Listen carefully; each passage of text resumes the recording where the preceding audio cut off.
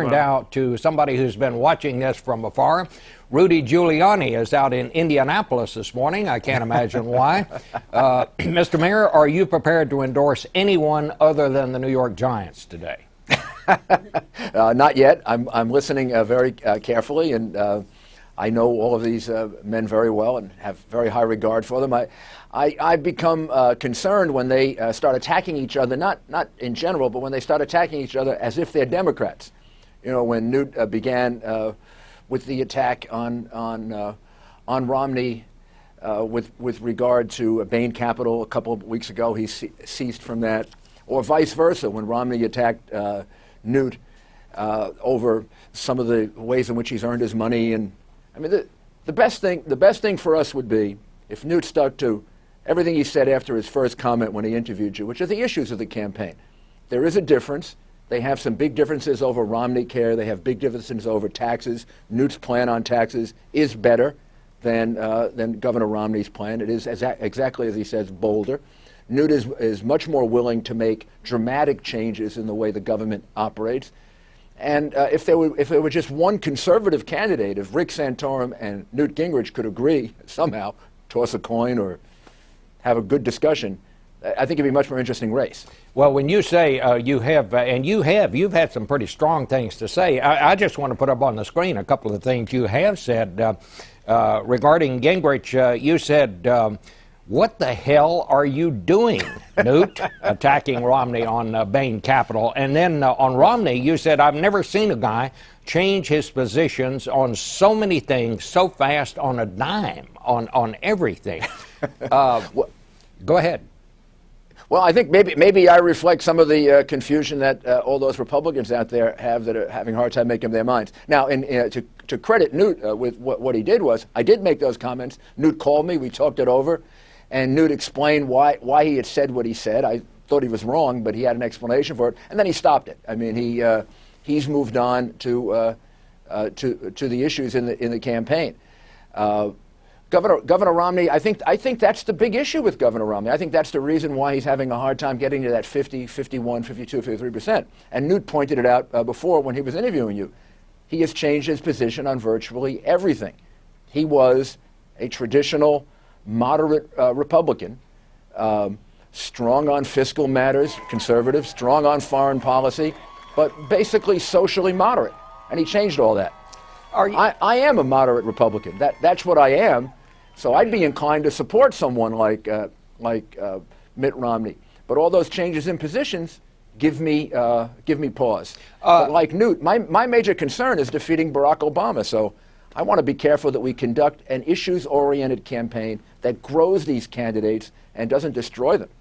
Let me ask you this. As you watch all this unfold, are you sorry now that you didn't run this time? No. If Mitt Romney, having changed all those positions, isn't conservative enough yet, believe me, I wouldn't have had a chance. No, I'm realistic enough to know how Iowa, New Hampshire, South Carolina, Florida, how they would vote. And they would like me on economics, they would like me on national security, but they wouldn't like me on my social views, and I'm not about to change them. They're very much with me. You know, you brought up something very interesting, or at least it's been interesting to me. You said, I am a moderate Republican. And are there moderate Republicans out there anymore? Is there such a thing as what we used to see as the Republican establishment? Well, you know, I consider myself a conservative because that's what the New York Times always says about me when I was the mayor. But when I look at the whole picture of Republicans on two areas, gay rights and on choice, I would be considered a moderate. I don't necessarily consider myself that way, but in order to describe myself, I'm more than willing to say that I am. And both of those positions are positions of conscience for me. I can't change them, even if I got elected president, even if it could elect me president, I couldn't change those positions. Wouldn't be able to function, I think, properly and honestly if I did. Well, do you worry right now? You talked about some of the conservatives ought to drop out here. Is that what you're saying? That probably Rick Santorum ought to excuse himself, or? Well, I don't know. I mean, I can't decide for either one of them who would be the better candidate. They both have arguments that they're better candidates, and that's a really hard thing to do. But you're not getting a true picture of what the opposition to Governor Romney is, because it's split. Now, you know, it may remain that way. And if Governor Romney is the nominee, I'm certainly going to support him. He is so much better than President Obama on the economy, on national security. I think Newt made a very good point about this attack on the Catholic Church. Here I am, a pro-choice Republican, but I think the attack on the Catholic Church is outrageous. I think it's a violation of the First Amendment of the Constitution, and I think it's a real indication of how far left the Obama administration is. Do you think this primary season so far has actually hurt Republicans, or is it helping?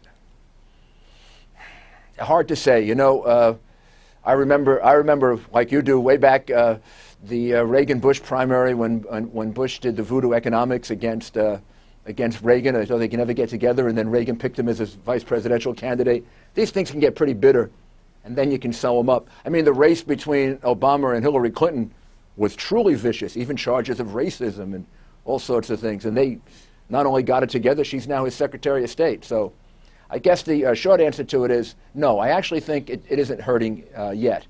I do think some of the Democrat-inspired criticism of the candidates, like seizing on Governor Romney's comment about the poor. Look, it shouldn't have been said that way. I understand what he was saying. What he was saying was there is support for the poor. Of course it should be better. Of course it should be more effective. And of course it should be geared toward moving people into the middle class. But it's there. And there's support for the rich. They've got their own. It's in that middle class area. Even the gap in health care is basically middle class, lower middle class people, not poor people. All right. I think that's what he was talking about. All right. Well, Mr. Mayor, we thank you for coming by. We always enjoy hearing your side of it. Thanks a lot for coming.